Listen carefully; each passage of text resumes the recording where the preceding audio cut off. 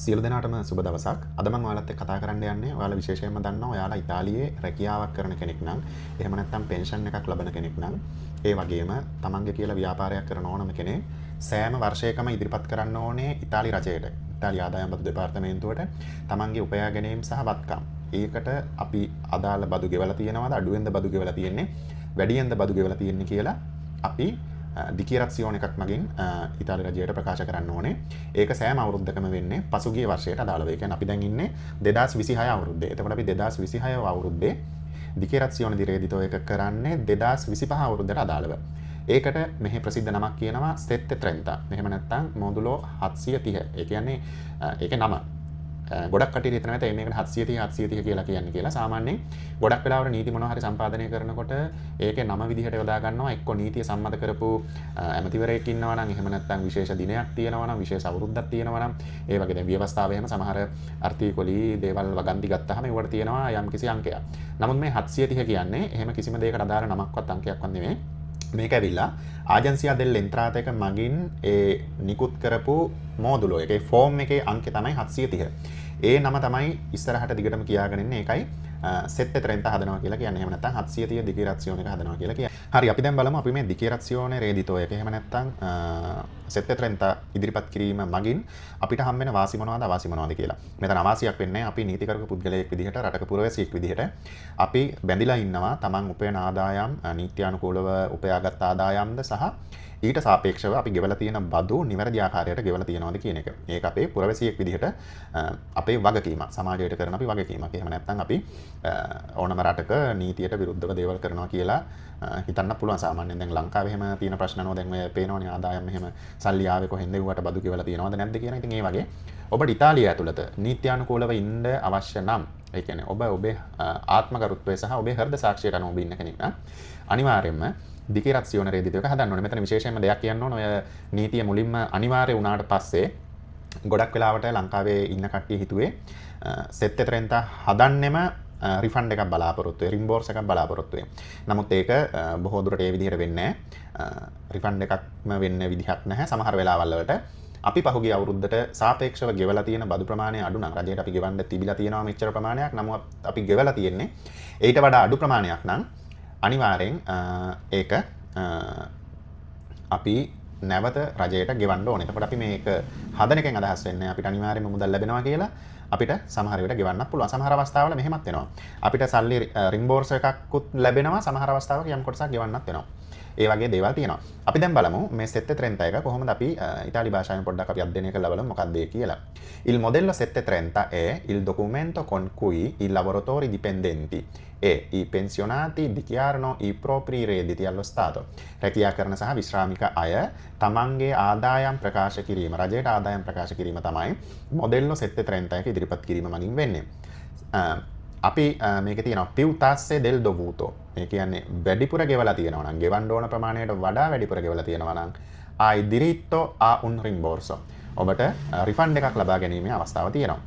meno tasse del dovuto. ඔබ ගෙවන්න ඕන ප්‍රමාණයට වඩා අඩුවෙන් නම් ගෙවලා තියෙන්නේ රජයට බදු dovrai pagare la differenza.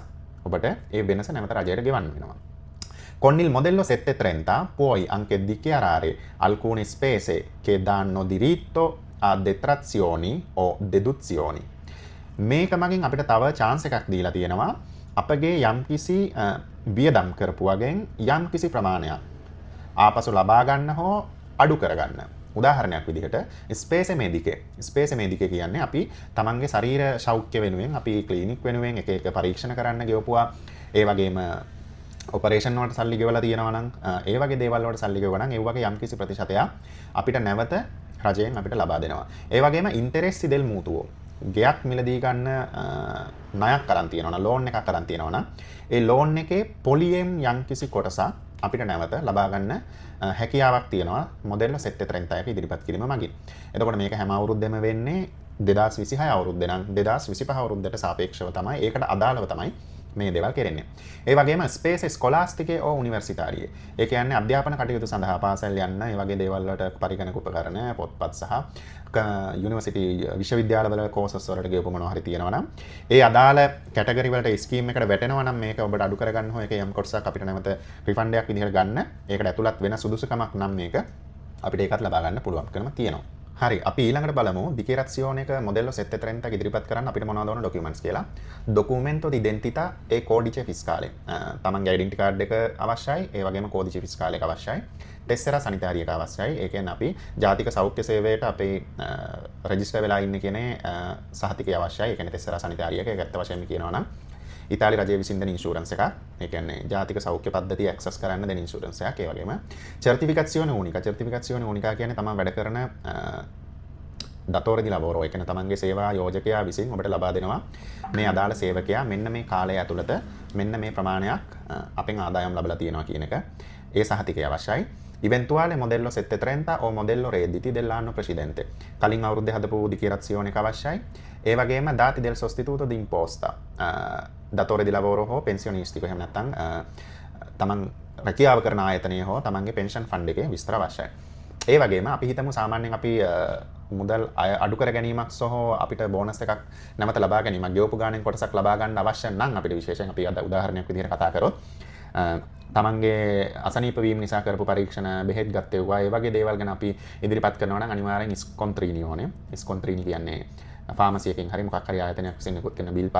ඒ බිල්පත් වල අනිවාර්යෙන් සඳහන් වෙන්න ඕනේ තමන්ගේ කෝඩිජේ ෆිස්කාල් එක අදාළ වර්ෂය ඇතුළත නිකුත් කරපු බිල්පතක් වෙන්න ඕනේ. ඒක නම් අපි 2026 අවුරුද්දේ dichiarazione di reddito එක හදන්නේ 2025 අවුරුද්දට අදාළව නම් අනිවාර්යෙන් 2025 අවුරුද්දේ නිකුත් කරපු බිල්පතක් වෙන්න ඕනේ. ඒ වගේම tracciabilità. Tracciabilità කියන්නේ මුදල් අපි ගෙවපු බවට ඒ සල්ලි ගෙව්වේ අපි කියලා ඔප්පු වෙන සහතිකයක් ඕන. ගොඩක් වෙලාවට ඒක ඔන්ලයින් ක්‍රමයට එහෙම නැත්නම් කාඩ් පේමන්ට් එකක් වගේ කරනවා නම් තව ගොඩක් හොඳයි. එතකොට ඒ මුදල් ආව ගියපු හැටි සහ ඒ කට්ටියට ඒව ට්‍රේස් කරන්න පුළුවන්. Interessi passivi del mutuo per l'abitazione principale. ඔබ ජීවත් වෙලා ඉන්න පළමු නිවස ෆිනෑන්ස් එකක් මගින් නම් ගත්තේ ඒ ෆිනෑන්ස් එකට ඔබට ගෙවන්න වෙන පොලියෙන් 19% ඔයාලට නැවත ගන්න පුළුවන් නම් අපි පොඩි ගණනය කිරීමක් කරලා බලමු. අපි හිතමු ඔබ මුතුව එකක් අරන් තියනවා කියලා යුරෝ 1,50,000ක. ඒ යුරෝ 1,50,000ට අපි හිතමු ඔබ ගෙවලා තියෙනවා 2025 අවුරුද්දට යුරෝ 2000ක පොලියක් ගෙවලා තියෙනවා කියන්නකො. එතකොට අපිට යුරෝ 2000න් 19%ක ප්‍රතිශතයක් යුරෝ 380ක ප්‍රමාණයක් නැවත අපිට ලබා ගන්න පුළුවන්කම තියෙනවා. ඒ වගේම ස්පේස් ස්කොලාස්ටිකේ යුනිවර්සිටාරි ස්පාසල් සහ යුනිවර්සිටි වලට වියදම් කරපු දේවල් ඒ හැම එකටම එයාලට ප්‍රූෆ් අවශ්‍යයි. ඒ හින්දා බිල් මොනවා හරි බඩු ගත්තා නම් ඒ වගේ බිල් අනිවාර්යෙන් අපි එකතු කරලා තියන්න ඕනේ.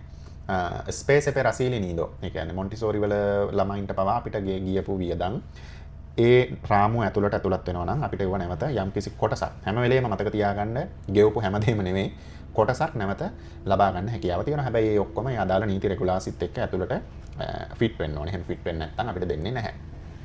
ඒ වගේම අපි මොනවා හරි ඩොනේෂන් කරලා තියෙනවා නම් ඒ වගේ දේවල් වලට අපි ස්පොන්සර් කරලා තියෙනවා නම් ඩොනේෂන්ස් විශේෂයෙන්ම කරලා තියෙනවා පරිත්‍යාග ඒ වගේ දේවල් වල ප්‍රූෆ් උත් දාලා අපිට ඒ වගේ කොටසකුත් නැවත ගන්න පුළුවන්කම තියෙනවා. ඒ වගේම Tamanට වෙන ආදායම් තියෙනවා නම් දැන් සාමාන්‍යයෙන් ගෙයක් තියෙන කෙනෙක්ට පුළුවන් ගෙදර කාමරයක් කොන්ත්‍රාත් එකක් ගහලා කුලියට දෙන්න. එහෙම වුණාම ඒ වගේ තියෙන ආදායම් එහෙමත් ඔක්කොම ඉදිරිපත් කරන්න ඕනේ. ඊට පස්සේ අපි විශේෂයෙන්ම බලන්න ඕනේ මේ මොඩෙල්ලෝ 730 එක අපිට අවුරුද්ද හිතන හැම කාලයකම ඉදිරිපත් කරන්න බෑ. මොඩෙල්ලෝ 730 එක ඔයා 2025ට අදාළ මොඩෙල්ලෝ 730 එක ඔයාලා 2026 අවුරුද්දේ සැප්තැම්බර් 30 ඇතුළත අනිවාර්යයෙන්ම ආජන්සියා දෙල් එන්ත්‍රාතේට යොමු කරන්න ඕනේ. එතකොට මේක තමයි අපිට 730 එක සම්බන්ධයෙන් කතා කරන්න තියෙන මූලික දේවල්. ඔය මූලික ටික තමයි අපි හැම වෙලේම හිතේ තියාගන්න ඕනේ. ඒ හින්දා අපි ඕනම රටක ඕනම තැනක රැකියාවක් කරනවා නම් අපි හැම වෙලේම බලමු නීති අනුකූල විදිහට ඒක කරන්නේ කොහොමද කියලා.